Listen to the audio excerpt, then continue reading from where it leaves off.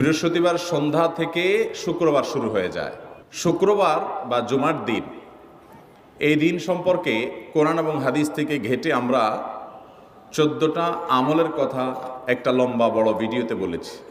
আজকে সেখান থেকে আমি সংক্ষেপ করে এই 14টার মধ্যে আবার অতি গুরুত্বপূর্ণ 5টা আমলের কথা বলবো ইনশাআল্লাহ। নাম্বার 1, সবচেয়ে বেশি যেটা করতে হবে পরিমাণে, জুমার দিন জুমার রাত, বৃহস্পতিবার সন্ধ্যা থেকে নিয়ে শুক্রবার সন্ধ্যার আগ পর্যন্ত পরিমাণে সবচেয়ে বেশি করতে হবে যে আমলটা, সেটা হলো দুরূদ শরীফের আমল।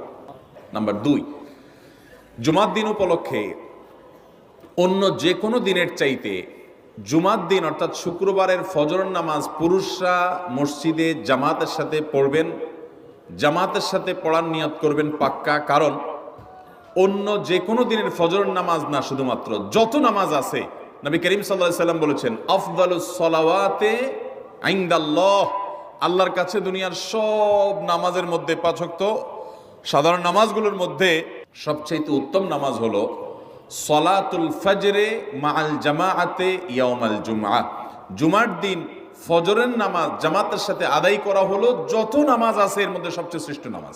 3 নম্বর আমল হলো সূরা কাহাফ পড়ব। যারা কোরআন পড়তে পারেন না তারা শুনবেন, আর যারা পড়তে পারেন তারা নিজে পড়বেন।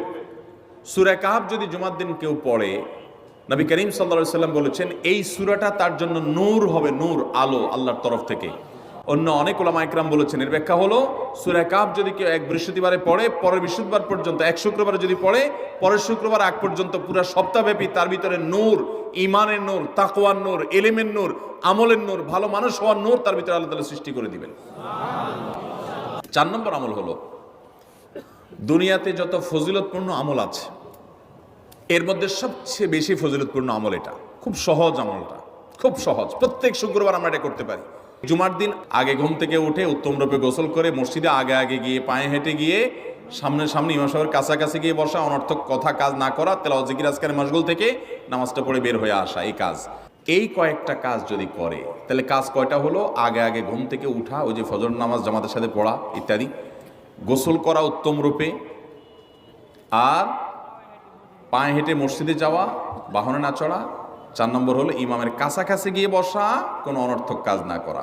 এই 4টা কাজ যদি কেউ জুমার দিনে করে, নবী করিম সাল্লাল্লাহু আলাইহি সাল্লাম বলেছেন ওই ব্যক্তি বাসা থেকে মসজিদ পর্যন্ত যে আসলো, যতগুলো পা ফেলবে, যতগুলো স্টেপ ফেলবে, যতগুলো কদম দিবে, প্রতিটা কদমের বিনিময়ে আল্লাহ রাব্বুল আলামিন তার অ্যাকাউন্টে, তার আমল নামাতে 1 বছর সারা রাত জেগে তাহাজ্জুদ নামাজ পড়লে এবং 1 বছর সারা দিন, প্রত্যেকটা দিন পুরা বছর জুড়ে নফল রোজা রাখলে যে পরিমাণ সওয়াব পাইতো, 1 বছর নফল রোজা, 1 বছর রাতভর জেগে তাহাজ্জুদের নামাজ পড়ার সওয়াব মাত্র একটা কদম ফেলার বিনিময়ে দিবেন।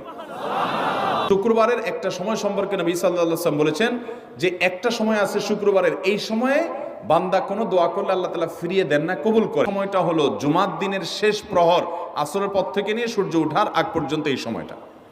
আমাদের আল্লাহর দিকে মনোনিবেশ করতে হবে দোয়ার জন্য বেশি বেশি। তাহলে শুক্রবারে 5 নম্বর আমল হলো বেশি বেশি কি করবো ইনশাআল্লাহ? দোয়া, বেশি বেশি দোয়া করবেন, উঠতে বসতে চলতে ফিরতে। বিশেষভাবে সূর্য ডুবার আগের যে সময়টা শুক্রবার, অর্থাৎ দিনের শেষ সময়টা, বিশেষভাবে আল্লাহ তাআলার কাছে দোয়া করব। ঠিক আছে তো ইনশাআল্লাহ?